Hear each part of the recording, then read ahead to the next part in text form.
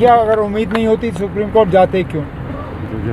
हम गए हैं क्योंकि हमें उम्मीद है, और बीजेपी की तरह कम से कम हम सुप्रीम कोर्ट को धमकी तो नहीं दे रहे हैं। मैं हैरान होता हूं जब मैं बार बार बीजेपी के कुछ जिम्मेदार लोगों की तरफ से इस तरह के बयान देखता हूं कि हम कभी 370 को वापस आने नहीं देंगे। अरे मामला सुप्रीम कोर्ट के सामने है, सुप्रीम कोर्ट को फैसला करने दीजिए। वो सुप्रीम कोर्ट को धमका क्यों रहे हैं?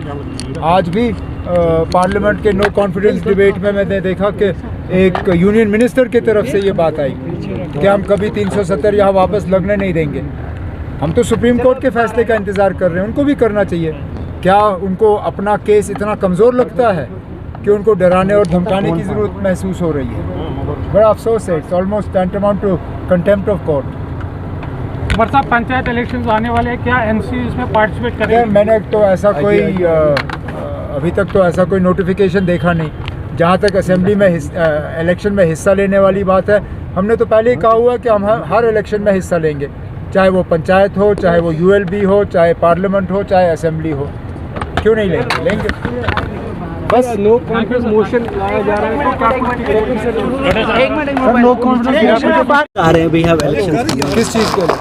अभी तो म्यूनिसिपैलिटी पे ही हैं हम। तो आ जाएंगे म्यूनिसिपैलिटी के इलेक्शन, आ जाएंगे, हम लड़ेंगे, आ जाएंगे। तो यहाँ हमने ये भी सुना है कि ये म्यूनिसिपैलिटी इलेक्शन करने के मूड में है नहीं, क्योंकि डरे हुए हैं। श्रीनगर में कम, जम्मू में ज़्यादा। जिस तरह कांग्रेस ने थोड़ा सा ज़ोर पकड़ा हुआ है जम्मू में, और जिस तरह कल आपने देखा ही होगा कि डेमोक्रेटिक आज़ाद पार्टी और आम आदमी पार्टी की क्या हालत की वहाँ पे कांग्रेस ने। मुझे लगता है उससे शायद बीजेपी वाले और ज़्यादा बौखला गए होंगे। लेकिन अगर इलेक्शन अनाउंस हो जाता है तो नेशनल कॉन्फ्रेंस बढ़ चढ़ के उसमें हिस्सा लेगी। सर, अभी शेख साहब की मैं बात कर रहा था और कमेंट के एक बयान उस पर आया कि ये एक टेस्ट है। आज ये टेस्ट होगा कि शेख साहब ने अगर वो फैसला जो किया था तो go with India that time, exceed with India, वो टेस्ट है। ये डिसाइड करेगा ये डिसीजन। नहीं ना, वो ऐसी कोई बात नहीं है। आप क्यों इन चीज़ों को तोड़ मरोड़ के पेश कर रहे हैं? ये शेर कश्मीर के फैसले का टेस्ट नहीं है, ये आइन का टेस्ट है। क्योंकि जिस तरह नेशनल कॉन्फ्रेंस के पिटिशन को लेके कपिल सिब्बल साहब ने वहाँ पे बात की, और जिस तरह आज गोपाल सुब्रमण्यम साहब बात कर रहे हैं, जाहिर सी बात है कि जो जम्मू कश्मीर के साथ हुआ वो गैर आइनी तौर हुआ और गैर कानूनी तौर हुआ।